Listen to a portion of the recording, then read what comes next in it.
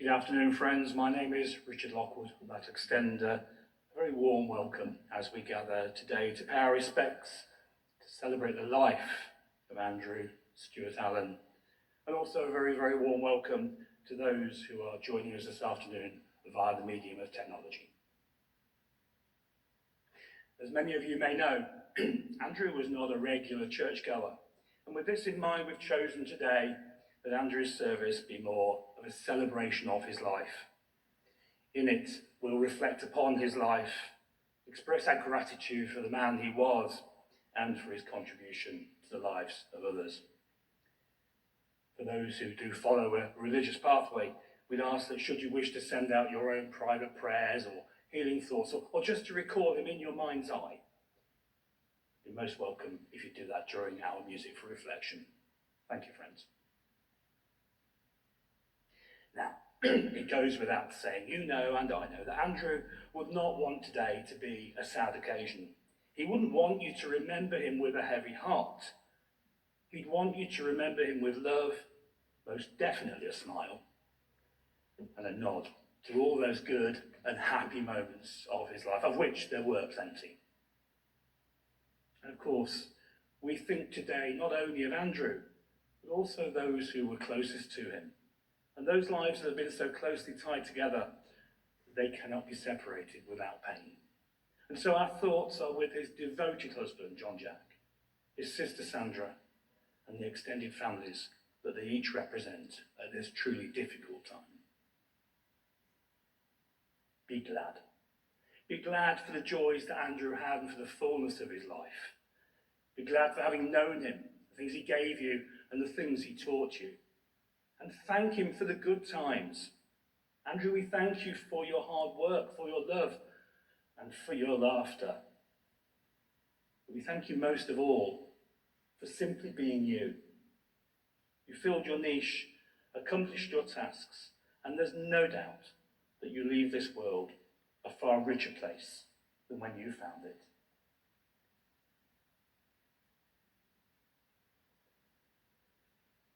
Friends, we commence our service with a short blessing sent in from one of Andrew's friends called Rick. Into paradise will the angels lead you, dear Andy. At your coming, may the holy martyrs receive you. There may be heavenly angels welcome you into the heavenly Jerusalem. And there, where Lazarus is poor no longer, may you have eternal rest. Bless you, Rick.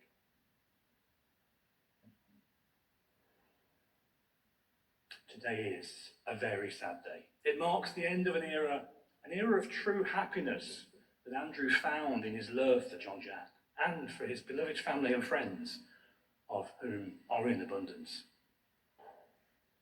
But there's no doubt, I've said, that Andrew would not want you to be sad, and he wouldn't want you to remember him with that heavy heart. After all, he spent much of his life making everybody laugh. So let us remember Andrew with a smile. Recall those cracking memories that you have and think of him often. His life story commenced in Glasgow. Picture the scene, folks. The venue is Rotten Row in Duke Street, and it's the 8th of January 1958. Proud parents George and Nina Allan announced to the world the safe arrival of their fourth child, Andrew Stuart, a little brother to Helen, to Sandra, and to George. Andrew grew up in a loving home. His surviving sister, Sandra, she told me that Andrew was a great little brother. From an early age, he was a born entertainer. She suspected that he may have had, shall we say, tendencies to follow the other bus, but none of that really mattered. He was adored beyond measure. He was not a huge fan of education. On his first day at school, he insisted that he took his dummy with him, only to be told by the teacher to take it out. Children, close your ears for a moment, please. To which Andrew replied in no uncertain terms, "Fuck off." It's fair to say that he probably spent more time dodging school at his Auntie Mary's house than he did actually in school.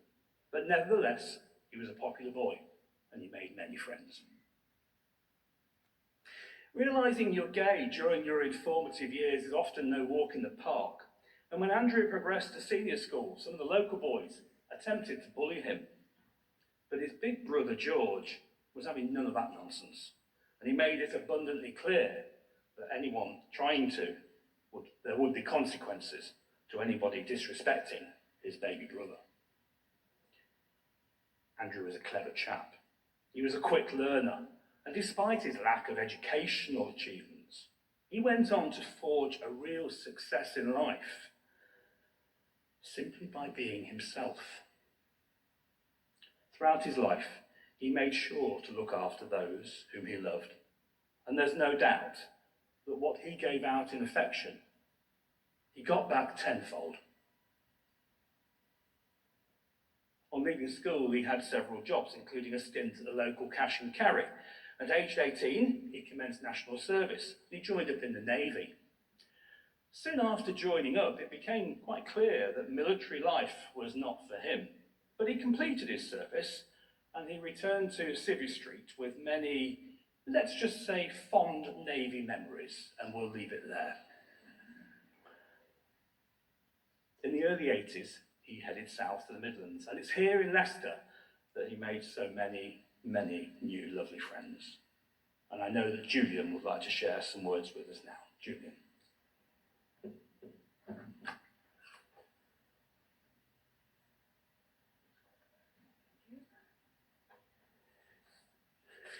Jean Jack asked me if I would share some memories of Andrew. And I see they're actually in the booklet, the things we've discussed. And I have to warn you, Richard did tell me over there I must speak slowly because he tends to speak very fast. So here goes. Andrew's sister Sandra said the other day, speaking to her, that Andrew was a beautiful boy, a really good-looking child. And I had a friend called Les Hudson, who we've been talking about, and we'd go back to the 70s, we used to go on holidays and all the rest of it. And then one day, walking across Town Hall Square, there was Les coming towards me with this beautiful young man. And this beautiful young man turned out to be Andrew Allan. And Andrew was very good looking, very cheeky, wonderful sense of humour, sharp-witted, funny, and very Scottish. And he was very endearing. And at that time, Les and I were very much part of the Leicester gay scene, and Andrew became very much part of that too. Now, at that time, the gay scene was essentially underground. You know, there were pubs, there was the Dover, there was the Pineapple eventually. There was a sort of a club, a terraced house on the Millen Road called Five Star. But three gentlemen, Carl Jones, Andy Bagshaw, and Les Hudson, got together and got this property, basement property beside the Pally on Hammersgate, and opened this amazing venue called Spots. And it had a huge dance floor, a wall of mirrors, state-of-the-art lighting, and amazing sound. And Andrew, they went on from there to open the second one, an even bigger one called Street Life in Leicester Place. And there were a team of people, and there were people like Andrew Gilbert, Mark Golding, John Dixon, Steve Matthews, Rosita Page, Barry Coleman, John McNair, Andrew Allan became part of that team, and myself. And Andrew was a DJ. And Andrew was an exceptionally good DJ.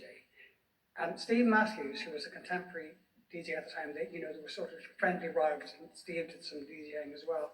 And Steve said, Andrew had the knack and the gift of sourcing music before anybody else. He had the knack of finding unusual and rare tracks. And he was known for putting together lengthy, high-energy mixes. And he was really very popular. And at that time, there were a lot of famous people who walked through those doors. There were events, there was cabaret, there was all sorts of things. And those clubs really did become the place to be. And Les and Andy and Carl and Andrew and all of those people really had a buzzing life. Time moved on, and Les moved to Thailand, and Andrew went to America, and I opted out of the scene for many years for various reasons. But friends remain, and in later life, I came to spend quite a lot of time with Andrew and with Jean Jack. And we did social events, so we went out to meals, and we had occasions, and spent New Year's Eve together, and we even had some time in Thailand. And I remember Andrew in Thailand in the last few years because Les Hudson had moved to Thailand and he got a Thai partner called Jamie and had a beautiful house in a place called Hua Hin, which is about 100 miles from Bangkok. And this house is on the lake, right on the lake, with huge windows. And I remember Andrew one afternoon with the sun blazing into this very light room with Donna Summer at full blast on the sound system, dancing his head off. Happy as could be. And another very fond memory I have of Andrew is at his own house. Now, when Andrew came back from America, he bought a house on Stretton Road. I suppose it's a Victorian townhouse. It's a 3-story old house. And he restored, him and John Jack has restored that house to a very high standard. The original features, it's all there, it's beautiful. And in the lounge at Christmas, it was the biggest Christmas tree you've ever seen every year. And in the dining room, there was period furniture and an enormous portrait and artwork of Lucille Ball in vibrant colours, because Andrew loved Lucille Ball. But the heart of the house, and the place where a lot of the entertaining was done, was the kitchen. And there was one high stool in that kitchen, and John Jack around was it. You know, you made a guest of honour, get on that stool, bring me a coffee, all the rest of it. And in that kitchen, there was a large mirrored disco mirror ball and a sound system. And Andrew was a good cook and he would prepare meals and he did all sorts of things.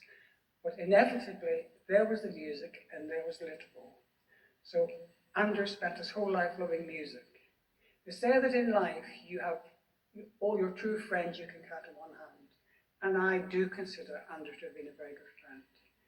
And it's very sad because he was due to retire and John Jack and Andrew were planning to sell up and go somewhere else and move on and life was going to change. And it just wasn't to be. And my heart goes out to John Jack and to the family. And I shall miss Andrew very much. Thank you.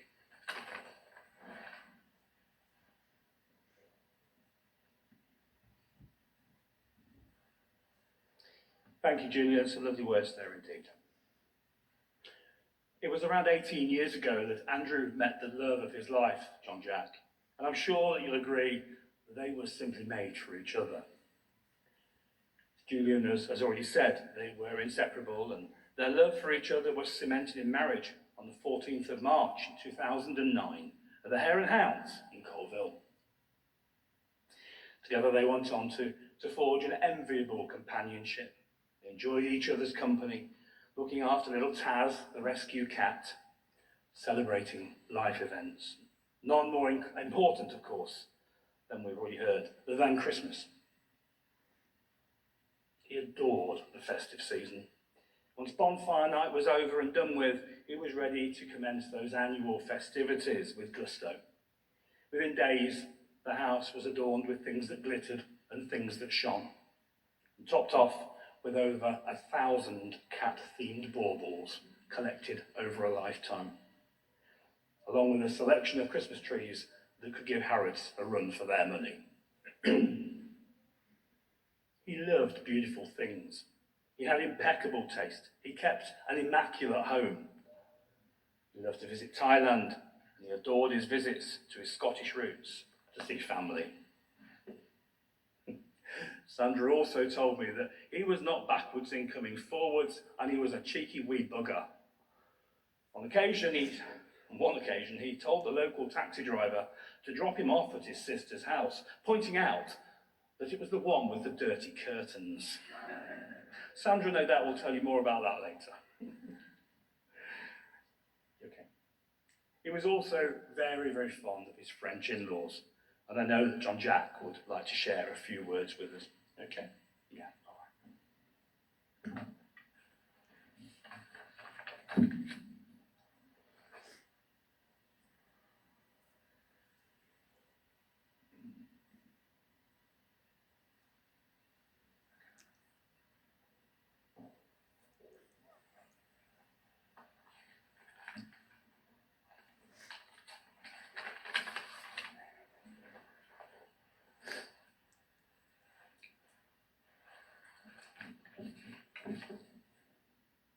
Hello everybody. This is Mr. Allan Jean-Jacques Cuvelier speaking. Maindre aussi, please don't sing at my funeral. He always often said that to me. I said, well, I can sing. Not the different note or the bad note, but I can sing. He said, please don't, so I won't sing. I'm going to say a few words now in French because it's for my sister. She's followed the funeral now, and obviously she doesn't understand anything. But I wanted to say a few words to her.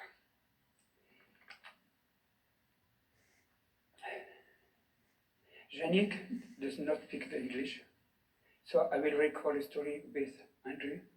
The last time we were in the kitchen. J'ai enfin compris. Je suis anéanti, je n'arrête pas de pleurer. Je suis tellement désolé, je t'aime très fort. Ces moments passés à 3 ans dans la cuisine, avec une bière et à côté de la musique, chanter et danser. Tu seras toujours dans mon cœur.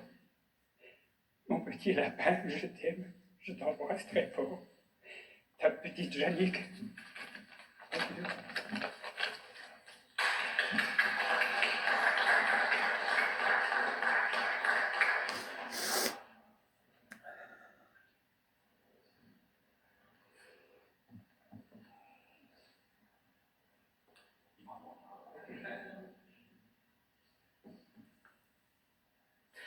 Oh, wonderful. Thank you, John Jack. Thank you. Beautiful, beautiful words. I'm so glad you delivered them and not me. In later life, on the work front, Andrew secured his position as a respected financial advisor working with LEBC. And a recent message to Jean-Jacques from his colleagues at TWP reads, our sincere condolences for the passing of your husband and our beloved colleague, Andrew Allan. Today and always, may loving memories bring you strength and bring you peace. And in addition to his financial role, for a time he ran the official fan club for the phenomenal Elaine Page, with whom he became great friends. And in another note to John Jack, Elaine expressed her own shock and sadness at his passing. Sending her love, she offered her sincere condolences at this difficult time. Holding him in your mind's eye, let's have an appropriate piece of music.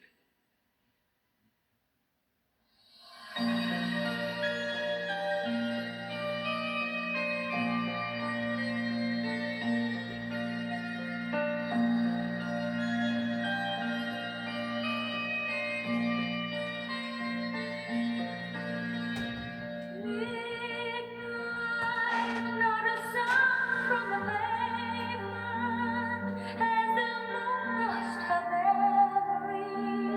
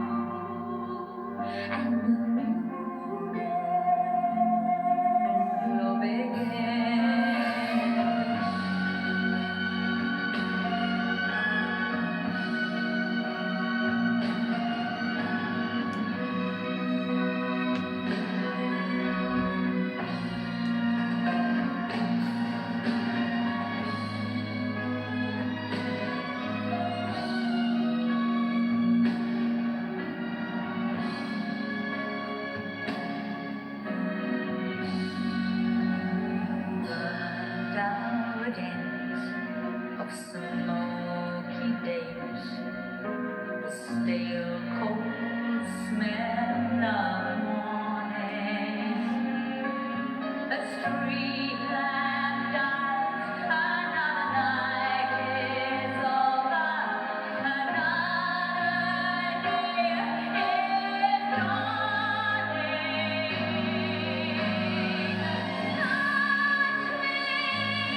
It's so easy to leave me, all alone with the memory of my lips in the sun. If you touch me, you'll understand what happiness is. Look, a new day has begun.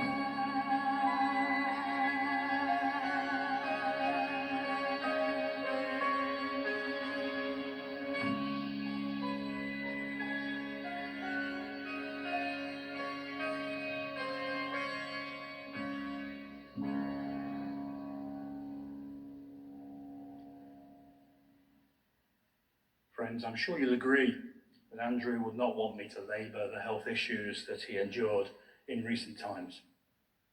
But I know that John Jack is keen for me to thank everyone who cared for his beloved husband, especially in the last few months.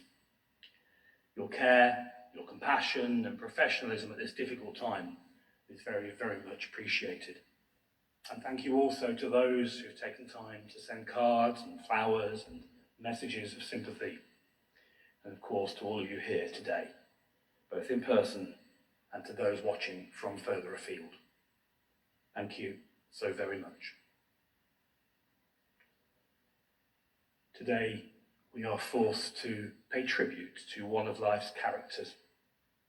A true gentleman, lived his life as he chose, and his passing leaves huge footprints on your hearts and in your minds. Don't be tempted to part from him too hastily. The dead don't reside in a grave or an urn. They reside in the hearts and minds of you, the living. Hold on to those memories. Recall him in your mind's eye often. Perhaps you'll picture him as the stylish, casual, snappy dresser. Or maybe in his work attire, complete his suit, complete with cufflinks and matching accessories. Or perhaps you'll raise a smile, a wry smile, and a glass of something appropriate to Andrew Stuart Allan, a special man, an amazing, kind and generous husband and brother, and a dependable and wonderful friend to many. Rest easy, rest easy.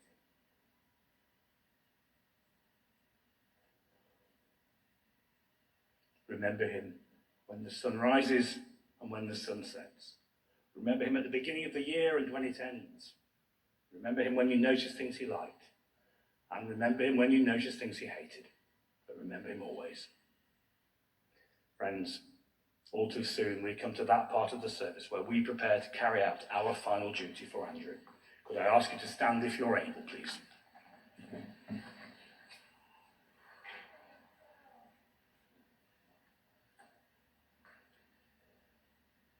Andrew Stuart Allan, into the freedom of the wind and of the sunshine, we let you go. And into the dance of the stars and the planets, we let you go. And into the wind's breath and the hands of the star maker, we let you go. We love you, we miss you, we want you to be happy. Go safely, go dancing, go running home. Your life we honour. Your departure we have to accept. Your memory we cherish. In grief at your death, but in gratitude for your life and for the privilege of having shared it with you, we commit your body to be cremated. Rest now at the end of your days. Your work is done. Rest in the hearts and the minds of all those you love. May we all find comfort and richness and example in your memories. May we find support in our love for one another. And may we find your strength in our hearts.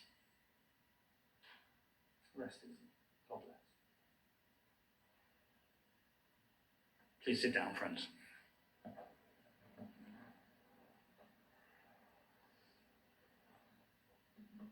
Some people light up rooms with their laughter, and others brighten the world with a smile. Many will make you feel happy just by sitting nearby for a while. Some folk can cheer up a cold day with just a few words or a glance, and others can make things seem better, if only you'd give them a chance. But there are those whose life is a blessing, not just a moment, a smile or a word. They make all around them feel special, no person ignored or unheard. They give all they have, then they give more, whilst helping somebody get through. And it's not about thanks or for mention. It's just something that's in them to do. And when the time comes, they sadly must leave us. We grieve, but also we smile. And we give thanks that our lives were connected and they were tucked in our heart for a while. Alas, we come to the close of our proceedings here this afternoon. But just before we leave, I'd like to thank you all once again for being here, to remember Andrew, and in offering of your support. Should you wish to leave a donation in his memory, a gift to the PDSA would be very much appreciated. And John Jack has asked me to extend a warm invitation for you all to meet for refreshments and, no doubt, further reminiscing at the Crow's Nest, where you'll be most welcome to continue this celebration of his life.